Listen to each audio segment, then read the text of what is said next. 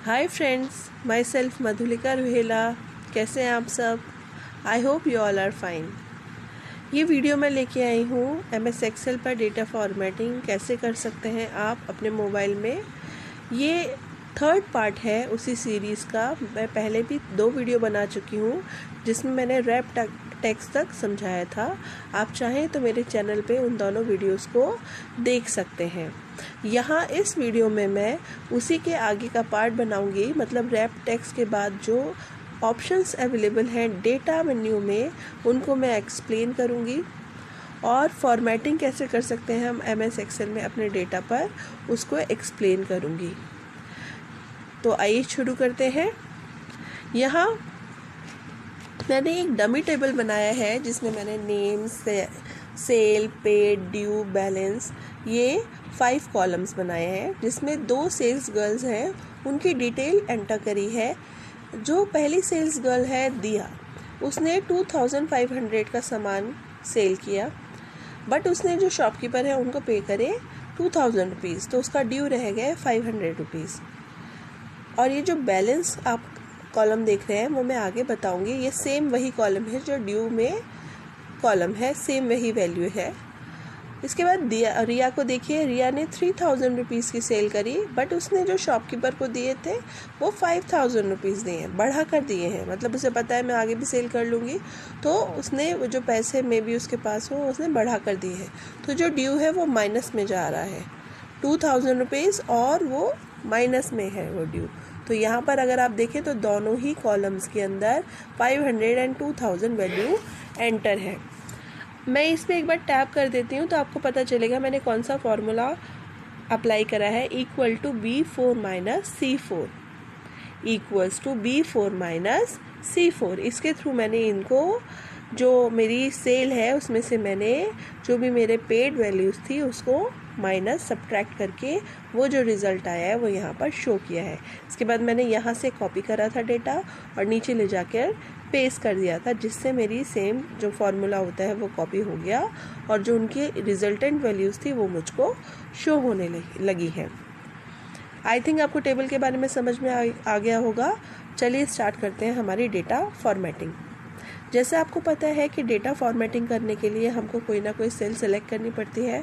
तो आप देख रहे हैं यहाँ पे 500 पे सेल सेलेक्टेड है और नीचे जो हमारे नंबर के फॉर्मेट के ऑप्शंस हैं वो शो होने लगे हैं। तो अब चले जाते हैं ज़रा यहाँ पर नेम पर। रैप टेक्स्ट तक मैं बता चुकी हूँ, जैसे मैंने आपको पहले भी बताया था। टेक्स्ट डायरेक्शन मैं भी समझाऊंगी, सेल्स पे भी थोड़ी देर में। पहले मैं आ जाती हूँ नंबर फॉर्मेट। नंबर फॉर्मेट तो अगर आप एक्सेल में देखें तो जनरली जो फॉर्मेट सेलेक्टेड होता है वो जनरल होता है। अगर आप देखें तो जनरल फॉर्मेट, जिसके अंदर टेक्स्ट भी एंटर करा जा सकता है और नंबर्स भी एंटर करे जा सकते हैं। नीचे जो आप देख रहे हो दूसरा ऑप्शन, वो है नंबर फॉर्मेट का। नंबर फॉर्मेट का ये कौन सा फॉर्मेट मैं आपको बता रही हूँ? Text format. एक बार मैं आपको दिखा देती हूँ। नंबर फॉर्मेट में अगर डेटा होता है, सपोज़ मैंने इसे कर लिया जनरल की जगह नंबर फॉर्मेट में चेंज कर लिया है, कोई सा भी मैं ले सकती हूँ, मैंने इसे सेलेक्ट कर लिया। वो मेरे को एग्जांपल दिखा रहे हैं कि इस तरीके का नंबर फॉर्मेट में डेटा हो सकता है। तो यहाँ मेरा मतलब है नंबर फॉर्मेट मैंने सेलेक्ट कर रखा है। अब मैं एक वैल्यू एंटर करती हूँ, 0 1 2 5 4 6, और मैं कहीं और टैप कर देती हूँ। नंबर फॉर्मेट सेलेक्ट करती हूँ।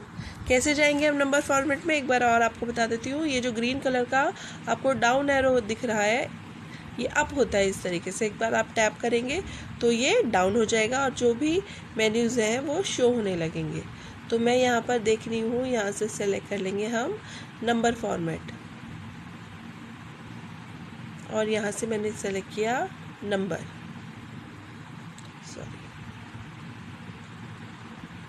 तो आप देखिए यहाँ पर आपको डेसिमल वाली वैल्यू शो होने लगी है। जैसे मैंने नंबर फॉर्मेट लिया और डॉट के बाद आपको, डेसिमल के बाद आपको 20 भी दिखाई दे रहे हैं। अगर मैं इसे एक बार टैप करूँ और इसके बाद मैं देखूँ तो मुझे यहाँ पर ये 2 बटन्स दिखाई दे रहे हैं इस फनल के पास। ये देखिए, ये एक एरो दिखा रहा है लेफ़्ट साइड की तरफ इंक्रीमेंट और एक दिखा रहा है डिक्रीमेंट के लिए। अगर मैं इसको प्लस करती हूँ तो देखिए मेरा एक ज़ीरो और ऐड हो जाएगा। एक बार और करती हूँ, एक ज़ीरो और ऐड हो जाएगा। बट अगर मैं इधर इसके नेक्स्ट फनल वाले के नेक्स्ट वाले पे जो है उसे इंक्रीज़ होंगे, उसके भी नेक्स्ट वाले जो कॉमा के पास है अगर उसको टच करती हूँ तो ये डिक्रीज़ होंगे। ये देखिए, ठीक है ना। ऊपर ये कैसे पता चलेगा? ऊपर 2 है, उसके बाद डिक्रीज़ हो रहा है, फिर 0 हो गए। यहाँ पर ये जो फनल के पास वाला था पहले 0 था, फिर बढ़ रहे थे, इंक्रीज़ हो रहे थे। तो इस तरीके से आप पहचान सकते हो कौन सा इंक्रीज़ के लिए है और कौन सा डिक्रीज़ के लिए है। तो आप यहाँ से इंक्रीज़ और डिक्रीज़ कर सकते हो। तो अगर आपका फॉर्मेट नंबर होगा तो उसमें इसी तरीके से डेसिमल में वैल्यूज़ शो होंगी। तो आप देखकर समझ सकते हो कि ये जनरल फॉर्मेट है या ये नंबर फॉर्मेट है। अब अगर मैं आपको दिखाऊं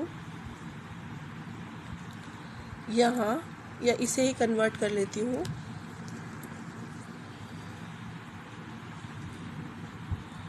इस पर टैप करेंगे एक बार जनरल फॉर्मेट, तो आप देखेंगे वो ज़ीरो हट जाएंगे। आई थिंक आपको क्लियर हो गया होगा ये। अब ये जो हमारा नेम है ये भी कौन सा फॉर्मेट में है? नंबर फॉर्मेट में। अगर आप देखिए, मैं इसे, एक और होता है टेक्स्ट फॉर्मेट, टैप करा मैंने, यहाँ फॉर्मेट में गई, यहाँ से मैंने इसे टेक्स्ट फॉर्मेट में ले लिया। तो आप देख रहे हैं जो नंबर होते हैं वो राइट अलाइंड होते हैं।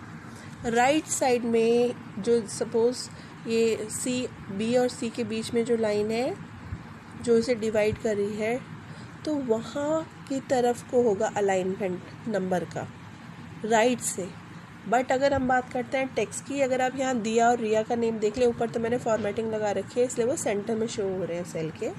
तो अगर आप देखें दिया और रिया को, तो वो टेक्स्ट डेटा है तो वो हमेशा लेफ़्ट अलाइंड होता है अगर आप उसमें अलाइनमेंट फॉलो ना करें तो बाय डिफ़ॉल्ट जो होता है, बाय डिफ़ॉल्ट का मतलब है कि कंप्यूटर में जो सेटिंग्स पहले से है, predefined settings are called by default settings.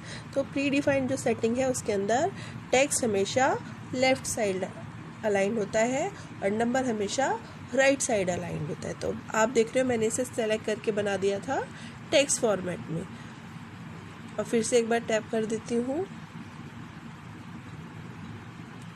इसे यहाँ पर मैं नंबर फॉर्मेट में कन्वर्ट कर लेती हूँ या जर्नल में करती हूँ तो ज़्यादा बेटर है। तो देखिए वापस ये उसी तरीके से आ गया। तो अभी हमने 3 तरीके के फॉर्मेट समझ लिए। अब आगे बात करते हैं करेंसी फॉर्मेट। अब ये क्या है? सपोज़ ये जो वैल्यू है वो मैं दिखाना चाहती हूँ करेंसी साइन के साथ, कि रुपीज़ के साइन है या डॉलर के साइन है उसके साथ दिखाना चाहती हूँ। तो मैं यहाँ से किसी को भी सेलेक्ट कर सकती हूँ। तो मैंने ये नंबर सेलेक्ट कर लिया जो मेरी पॉजिटिव वैल्यू के लिए है। इसे भी मैं यहाँ से एक बार टच करके सेलेक्ट कर लेती हूँ। ये है मेरा करेंसी सिंबल जिसमें शो होता है।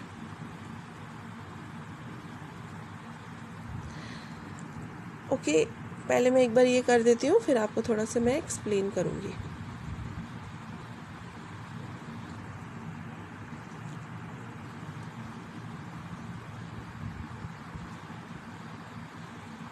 सॉरी, मुझे करेंसी पे जाना था। ये हो गया मेरा, मुझे नेगेटिव वाला लेना था, ये वाला। ओके, तो ये मेरा फॉर्मेट हो गया है, ये मैंने ले लिया यहाँ पर। अभी मैं वहाँ कुछ नहीं कर रही हूँ, ये मैंने आपको समझाने के लिए इसे कॉलम को बनाया था। अगर आप यहाँ देखो तो ये जो साइन है, सिंबल है करेंसी का, वो हमारे नंबर से बिल्कुल लगा हुआ है, बिल्कुल लग के है। ये डॉलर और 2 बिल्कुल आपस में जुड़े हुए से लग रहे हैं। बट अगर मैं यहाँ लेती हूँ नीचे जो है अकाउंटिंग सिंबल, इसमें से भी मैं डॉलर ही सेलेक्ट कर लेती हूँ। तो आप देखिए डिफरेंस, दूसरे को भी सेलेक्ट कर लेती हूँ एक बार अकाउंटिंग में। तो आप देखिए ये डिफरेंस है। अगर आप करेंसी लेते हो तो जो भी करेंसी के साथ सिंबल होंगे, करेंसी वाला जो सिंबल होगा वो नंबर से बहुत दूर हो जाएगा, वो लेफ़्ट अलाइंड हो जाएगा, नंबर राइट अलाइंड हो जाएंगे। और अगर कोई नेगेटिव नंबर होगा, जिसके लिए मैंने ये बनाया था, एक पॉजिटिव नंबर रखा था, एक नेगेटिव नंबर रखा था, तो दूसरा जो नेगेटिव नंबर होगा वो पैरेंथेसिस, कंप्यूटर में ब्रैकेट्स को पैरेंथेसिस बोलते हैं, तो पैरेंथेसिस के अंदर वो चीज़ शो होने लगेगी। तो ये आप बहुत क्लियरली समझ सकते हैं कि ये जो बी कॉलम के अंदर डेटा है वो करेंसी फॉर्मेट में है, और जो ई कॉलम में डेटा है वो अकाउंटिंग फॉर्मेट में है। अब इसमें अगर मैं आपको और एक इंटरेस्टिंग चीज़ बताती हूँ, जब आप इसे टच करोगे तो आप देखिए फॉर्मूला बार में आपको रियल नंबर दिखाई देगा 2500। आपको ये कोई साइन नहीं दिखेंगे, तो इसका मतलब है आप बहुत आराम से कैलकुलेशंस कर सकते हैं। ये देखिए कोई इशू नहीं आएगा आपको। ये देखिए फार्मूला दिखाई दे रहा है यहाँ पर, और ये भी फार्मूला दिखाई दे रहा है, वैल्यू नहीं दिख रही, बट यहाँ आपको वैल्यू, यहाँ $2000 2000 है, बट यहाँ पे 2000 वैल्यू दिखाई देगी, जिस पर आप कैलकुलेशंस कर सकते हैं। आई होप आपको समझ में आ गया होगा। और ये जो करेंसी होती है उसमें जो नेगेटिव वैल्यू है वो पैरेंथेसिस में दिखाई देगी आपको। और एक चीज़, जो भी हमारी करेंसीज होती है उनमें कॉमा लग जाता है, ये कि जो वैल्यूज़ हैं इनके साथ कॉमाज आ जाते हैं, मगर जब मैंने आपको नंबर दिखाया था उसमें कॉमा नहीं आते हैं, उसमें डेसिमल और ज़ीरोज़ आ जाते हैं। नेक्स्ट क्या है इसमें, अब नंबर फॉर्मेट में देख लेते हैं। डेट, टाइम तो एज यूजुअल है, परसेंटेज अब लगा लेंगे, ये भी मैंने आपको बता ही चुकी हूँ टेक्स्ट वाला। डेट में क्या है, डेट में सपोज़ अगर मैं यहाँ पे क्लिक करती हूँ तो मैंने ये ले ली डेट, ये फॉर्मेट ले लिया, तो मैं लिखूँगी आज की डेट है जैसे 6/5/20, और ये मैंने जो फॉर्मेट सेलेक्ट करा था ये उसके हिसाब से हो गई। बट आप ऊपर देखिए एक बार और फिर से, फॉर्मूला बार में मेरी उसमें जो भी बाय डिफ़ॉल्ट सेटिंग है वैसे डेट शो होगी, मगर जो आप यहाँ सेटिंग सेलेक्ट कर रहे हो अपनी वर्कबुक के लिए वो आप अपने हिसाब से कर सकते हो। आप जैसा भी चाहें आप वैसे ही ले सकते हो डेट, बट जो डेट आएगी एक्चुअल में जो फॉर्मेट होगा वो वही रहेगा जो पहले से सेट है। नंबर फॉर्मेट डेट, अगर मैं इसकी जगह ये वाली ले लेती हूँ, ये देखिए, बट वहाँ एज इट इज़ है, देख रहे हैं आप फॉर्मूला बार में। ठीक है, आई थिंक समझ में आ गया होगा। अब ये हो गया मेरा नंबर फॉर्मेट। अब आ जाती हूँ मैं सेल स्टाइल की बात कर लेते हैं, अब उसके बाद टेक्स्ट डायरेक्शन की बात करेंगे। तो सेल स्टाइलिंग होती है हमारी, जो भी हमने अपनी टेबल्स बनाई है, ये स्टूडेंट रिज़ल्ट है, सैलरी है, या कुछ भी है, अगर आप उसे अच्छी तरीके से उसका रिप्रेजेंटेशन करना चाहते हो, आप चाहते हो कि वो बहुत ही अट्रैक्टिव लगे जब कोई उसकी तरफ देखे, तब आप इसमें से सेलेक्ट कर सकते हैं जो भी आपको चाहिए स्टाइल। टाइटल्स हेडिंग के लिए अगर आप ऐसे चाहते हो, सपोज़ मैंने ये सेलेक्ट करा है, तो देखिए इस तरीके से वैल्यूज़ आने लगेंगी मेरी। ये सेलेक्ट नहीं होगा आई थिंक, ओके। तो मैं चाहूँ तो मैं ये ले सकती हूँ, ऐसे वाला भी ले सकती हूँ। ये देखिए सब पूरा का पूरा इस तरीके से आ गया। तो यहाँ से प्री डिफाइंड स्टाइल्स हैं, आपको मेहनत करने की ज़रूरत नहीं। जो आपको अच्छा लगता है, ये ग्रेडियंट टाइप का है, लाइट शेड में हो रहा है, तो आप जैसा चाहें उस तरीके की अपनी टेबल को क्रिएट कर सकते हैं, और कोई टाइम भी नहीं लगेगा, और देखने में ऐसा लगेगा जैसे आपने पता नहीं कितनी मेहनत करी है। तो आप चाहें जिस तरीके की टेबल वैसी टेबल ले सकते हैं। ओके फ्रेंड्स, अब सीखते हैं कि टेक्स्ट डायरेक्शन कैसे यूज़ करते हैं। और यहाँ पर इसके लिए मैंने ले ली है एक नई वर्कबुक। अब प्रेस करती हूँ मैं डाउन वाले ग्रीन टैब पर, और यहाँ से सिलेक्ट कर लेती हूँ टेक्स्ट डायरेक्शन। अगर आप देखो तो सेलेक्टेड है कॉन्टेक्स्ट। कॉन्टेक्स्ट हमारा जर्नल फॉर्मेट है जो सेलेक्टेड होता है, जिसके अंदर बिल्कुल left to right text direction की तरह ही वर्क होता है। सपोज़ मैंने एक डमी टेक्स्ट लिख दिया, टेक्स्ट ऐसे ही आता है हमारा टेक्स्ट, लेफ़्ट साइड में अलाइंड। दूसरा मैं सेलेक्ट करती हूँ यहाँ से text direction left to right. Left to right select करूँगी तब भी ये बिल्कुल कॉन्टेक्स्ट की तरह ही वर्क करेगा, as it is same. But जो मेन डिफरेंस आएगा वो आएगा राइट टू लेफ़्ट में। राइट टू लेफ़्ट, जैसे अगर आप देखो यहाँ पर जो कर्सर होगा वो बार बार लेफ़्ट की तरफ मूव करता रहेगा। मैं टाइप करके दिखाती हूँ, जूम कर देती हूँ, क्लियरली आपको दिखेगा। देखिए कर्सर वहाँ है, जबकि कर्सर हमेशा लेफ़्ट अलाइंड होता है, ये राइट अलाइंड है। मैं लिख रही हूँ यहाँ पर, अपना नेम लिख देती हूँ। अगर मैं 2 वर्ड लिखूँगी ज़्यादा क्लियर पता चलेगा आपको। सपोज़ मैंने ये लिखा, देखिए मधु, और फिर स्पेस देते ही कर्सर कहाँ पर आ गया है, लेफ़्ट साइड की तरफ आ गया है। पहले जब मैंने करा था तो राइट साइड की तरफ था स्टार्टिंग में, और जब मैं टाइप कर रही हूँ तो ये लेफ़्ट साइड की तरफ आ गया। ऐसा कभी भी नहीं होता, आपने देखा होगा। बट जब मैं आगे टाइप करूँगी तो टाइप आगे ही होगा। ये देखिए टाइप आगे ही होगा। तो ये डिफरेंस होता है कॉन्टेक्स्ट का, लेफ़्ट का और राइट टेक्स्ट डायरेक्शन का। अब देखते हैं कौन सा है हमारा ऑप्शन। नंबर फॉर्मेट कर लिया हमने। इंसर्ट एंड डिलीट, ये बहुत ही ज़्यादा हेल्पफुल रहता है हमारे लिए जब भी हम अपना डेटा फीड कर रहे हो MS एक्सेल के अंदर। तो बहुत बार क्या होता है कि कुछ वैल्यूज़ रह जाती हैं या एक्स्ट्रा हम टाइप कर लेते हैं, तब हमें ज़रूरत पड़ती है इंसर्ट करने की कोई सेल को, या किसी भी सेल को डिलीट करने की, या पूरा का पूरा रो भी हम डिलीट कर सकते हैं, चाहे तो पूरा का पूरा कॉलम भी हम डिलीट कर सकते हैं। तो ये जिसके जो ऑप्शंस हैं वो हम ज़रा सर्च कर लेते हैं। Insert and shift right. Insert करो सेल, ये एक सिर्फ सेल के लिए है, और शिफ्ट कर दो डेटा को राइट साइड में। मैं यहाँ पर करके दिखाती हूँ आपको। यहाँ इसकी जगह एक ब्लैंक सेल इंसर्ट हो जाएगा, और जो इसमें मधुलिका लिखा है वो B कॉलम में शिफ्ट हो जाएगा, B3 में शिफ्ट हो जाएगा। आई मीन ये देखिए, ओके। तो ये ब्लैंक एक सेल यहाँ पर A3 में आ गया है, और A3 का डेटा B3 में चला गया है। नेक्स्ट मैं दिखाती हूँ आपको इंसर्ट एंड शिफ्ट डाउन। मतलब यहाँ पर अगर सपोज़ मुझे ये मधुलिका जो है ये B4 में चला जाएगा, और इसकी जगह पर एक ब्लैंक सेल आ जाएगा। इंसर्ट हो जाएगा सेल एक, और डेटा जो है शिफ्ट हो जाएगा डाउन में। मैं यहाँ पे भी करके दिखा सकती हूँ, जहाँ पर आपको सही लगे मैं बता देती हूँ। मैं इस तरफ करके दिखाती हूँ।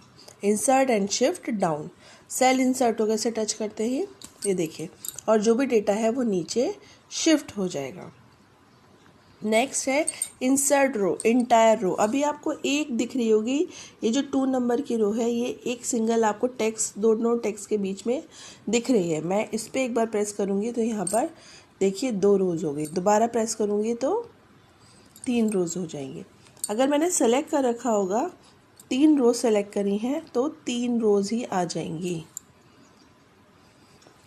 ठीक है। तो जितना हमने सेलेक्ट कर रखा होता है उसी के हिसाब से हमारा इंसर्शन हो जाता है। अब इंसर्ट कॉलम्स, यहाँ अगर मैं मेरा एक्टिव सेल है वो यहाँ मधुलिका वाले B में है, B कॉलम में, तो यहाँ पर इंसर्ट हो जाएगा कॉलम और मधुलिका शिफ्ट हो जाएगा राइट साइड में। ये देखिए, ओके, आई थिंक क्लियर होगा। डिलीट, अब ये इंसर्ट के सारे ऑप्शन खत्म हो गए, हम डिलीट के। डिलीट एंड शिफ्ट लेफ्ट, ये एक ब्लैंक सेल है, यहाँ ये ब्लैंक सेल डिलीट हो जाएगी और मधुलिका लेफ्ट साइड में शिफ्ट हो जाएगा, okay. Delete and shift up, ये ऊपर का डिलीट हो जाएगा, यहाँ पे करना चाहिए, और ये टेक्स्ट ऊपर चला जाएगा, ओके। तो यहाँ पर एक ब्लैंक सेल जो थी वो डिलीट हो गई है। ब्लैंक ही है, 2 3 4 5 6 ब्लैंक है सारी सेल्स। अगर मैं बार बार प्रेस करती रहूँगी तो मैं सीधे टेक्स्ट A2 पर पहुँच जाऊँगी। मैं आपको दिखाती हूँ ऐसा करके, ओके। सॉरी, मैंने उसी वाले को सेलेक्ट कर लिया। ये फिर ऊपर जाएंगे एक बार, ये अप जाता जाएगा, अब जाता जाएगा ये देखिए।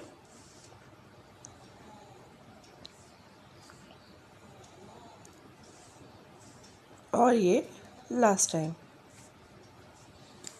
Got it? I think it's clear now. अब होगा डिलीट इंटायर कॉलम। अगर हमें इंटायर कॉलम डिलीट करना है, मैं ये बी वाला जिसमें मधु लिखा है, इस वाले पूरे कॉलम को डिलीट कर देती हूँ। और इसमें कॉलम्स लिखा है वही सेलेक्ट करेंगे। अगर आप 2 या 3 कॉलम्स को, तो एक साथ डिलीट हो जाएंगे। तो ये सारे हमारे ऑप्शंस कवर हो गए इंसर्ट एंड डिलीट के। 2 ऑप्शंस लास्ट में रह गए हैं, format cell size and clear. पहले बात कर लेते हैं फॉर्मेट सेल साइज की। ये बाय डिफ़ॉल्ट साइज़ होता है, हाइट, रो की जो हाइट होती है 15.0 और कॉलम की जो हाइट होती है 9.43। और इसके साथ ही आपको ऑप्शन दिखाई दे रहा है auto fit row height, auto fit column height. तो ये ऑटोमेटिकली डेटा के हिसाब से अपनी विड्थ को और हाइट को चेंज कर सकते हैं अगर आपने इनको टच करा है तो आपके ऊपर डिपेंड करता है आपका सिलेक्शन क्या है, आप कैसा करना चाहते हो। मैं मैन्युअली कर देती हूँ यहाँ पर, इसे मैं कर देती हूँ 17 और यहाँ मैं कर देती हूँ इसको 11। डन करती हूँ तो ये देखिए रो हाइट और बढ़ा सकते हैं।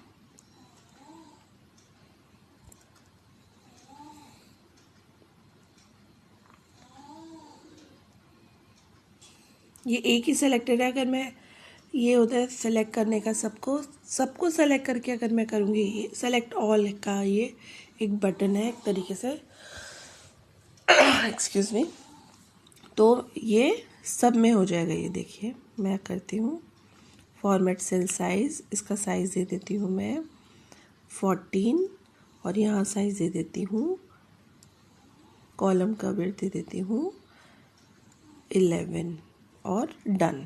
तो ये देखिए सब साइज़ अपने आप पूरे की पूरी जो हमारी वर्कबुक है उसका साइज़ चेंज हो गया है। तो आप ऐसा कर सकते हैं। लास्ट ऑप्शन है हमारा क्लियर। क्लियर में भी 3 ऑप्शन मिलते हैं, क्लियर ऑल, सब कुछ इरेज कर दीजिए, पहले सेलेक्ट करिए और सब कुछ, अगर आपको पूरे का पूरा डेटा डिलीट करना है वो कर लीजिए। अगर आप चाहते हैं सिर्फ फॉर्मेट डिलीट हो, ये मैं आपको करके बताती हूँ। फॉर्मेटिंग कर लेती हूँ इसके ऊपर थोड़ी सी। मैं जाती हूँ यहाँ पे, फिल कर लेती हूँ कलर, फॉन्ट का कलर चेंज कर लेती हूँ, बोल्ड कर देती हूँ, अंडरलाइन कर देती हूँ, टैलिक कर लेती हूँ। अभी इतनी फॉर्मेटिंग कर लेती हूँ और वापस जाती हूँ क्लियर पर और फिर यहाँ पे क्लियर फॉर्मेट एक बार और करके दिखाती हूँ। ऐसा है ये इस वक्त और मैं इसे सेलेक्ट करूँगी, then I will do clear format. तो सिर्फ फॉर्मेट डिलीट हुआ है, डेटा डिलीट नहीं हुआ है। बट अगर मैं सेलेक्ट कर लूँ इसको और मैं कर दूँ क्लियर, क्लियर ऑल और क्लियर, तो सारा डेटा डिलीट हो जाएगा। That's all for today. ये हमारा सारा डेटा और टैब का जितने भी ऑप्शंस हैं वो कवर अप हो गए हैं। आई थिंक आपको समझ में आया होगा। अगर आपकी कोई भी क्वेरी हो तो you can comment me in the comment section. If you like my video please like, share, comment and subscribe, and please press the bell icon. Thank you. Bye bye.